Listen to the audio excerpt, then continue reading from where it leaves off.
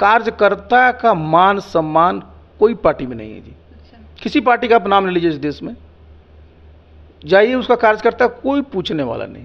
और मैं कल की तस्वीर में सर देख रही थी, आप बीजेपी से हैं और कल जो कितने भी लोग थे वो मुस्लिम समुदाय से थे। ये बीजेपी के नेता और मुस्लिम समुदाय, मतलब कैसे ये हो गया? कल खबर आ रही है कि जदयू में ऑल इज वेल नहीं चल रहा है। अशोक चौधरी के जो बयान है वो ऐसे बयान, विवादित बयान देते हैं जिसमें वो सेंटर पे आ जाते हैं। और अभी इनका एक बयान जो है वो नीतीश कुमार के खिलाफ ही आया है कि वो कह रहे हैं कहीं ना कहीं इनडायरेक्ट वे में कि वो संन्यास ले लें। को लेकर के देखिए,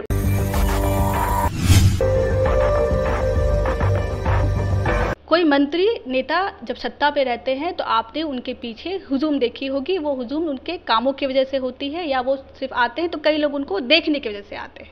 लेकिन वो व्यक्ति जो अभी सत्ता में नहीं है, किसी पद पे नहीं है और फिर भी लोग उनको बहुत चाहते हैं, जहाँ भी वो जाते हैं उनके पीछे लोग हुजूम की तरह पड़ते हैं सिर्फ उनको देखने के लिए, क्योंकि उन्होंने ऐसा काम ही किया है।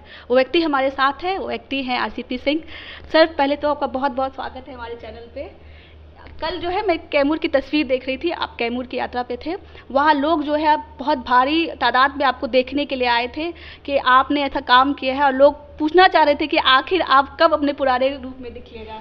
देखिए भाई, मैं तो बिहार में 2005 में ही आया, माननीय मुख्यमंत्री जी के साथ आया। मैं उनका प्रिंसिपल सेक्रेटरी रहा, फिर मैं 12 सालों तक राज्यसभा में रहा, केंद्र में मंत्री रहा और जिस दल में मैं था उस दल में मैं हमेशा सक्रिय रहता था।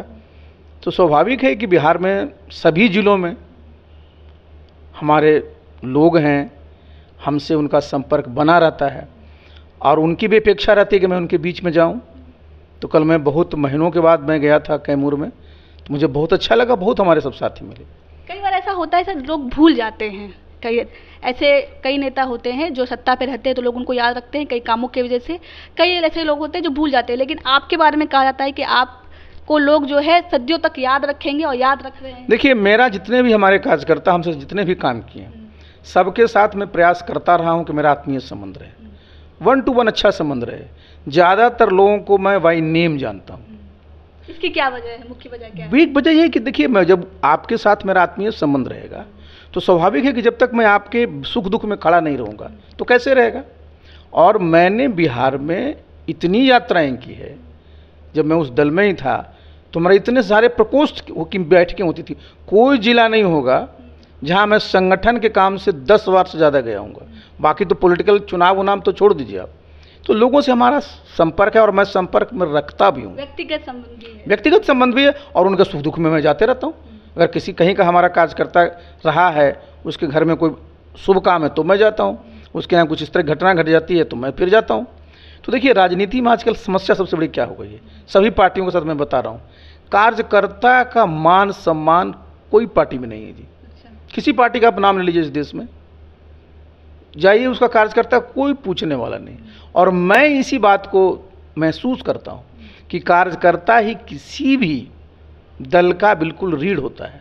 जब कार्यकर्ता में जान है, कार्यकर्ता में उत्साह है तो उस दल का भविष्य उज्जवल है। जब कार्यकर्ता ही घर में बैठ जाएगा, उसको कोई पूछने वाला नहीं रहेगा, तो क्या होगा दल का। और आज हो यही गया है कि दलों की संख्या तो जो है ही, आप अपना क्लेम करते हैं कि मेरा इतना मेंबर है, इतना वो है, लेकिन जो कार्यकर्ता जो हमारा बिल्कुल जो अंतिम हमारा जो छोर पर कार्यकर्ता जो बूथ स्तर पर है, सब लोग बूथ अध्यक्ष की बात बोलेंगे, सब लोग नारा देगा बूथ जीतो चुनाव जीतो। कितने बूथ अध्यक्ष से उनके जो प्रदेश अध्यक्ष हैं साल भर में एक बार भी बात कर पाते हैं। और निश्चित रूप से जब मैं संगठन में था, मेरा हमेशा आज भी हमारा जितना भी इस तरह का कार्यकर्ता रहता है उससे मैं हमेशा प्रयास में रहता हूं कि एक संबंध रहे। वही तो है, उसको लगेगा कि नहीं भाई हमारा नेता हमारा हाल। देखिए, सबसे जरूरी क्या होता है? संपर्क। कितने नेता अपने कार्यकर्ताओं को फ़ोन करते हैं, पूछ लीजिए जरा।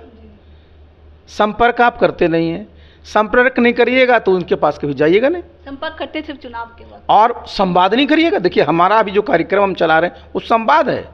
आप मेरा जितना कार्यक्रम है आप उसको देख लीजिए। मैं संवाद में क्या कह रहा हूँ? मैं ये कह रहा हूँ कि कार्यकर्ता लोग जो हमारे हैं उनको कोई पूछने वाला नहीं है आज की तारीख में। तो उनको मैं बताता हूँ, उनका मैं हौसला अफजाई करता हूँ कि बिहार के लोग हैं कि भाई कौन कौन सी सेवाएं आपको मिलनी चाहिए।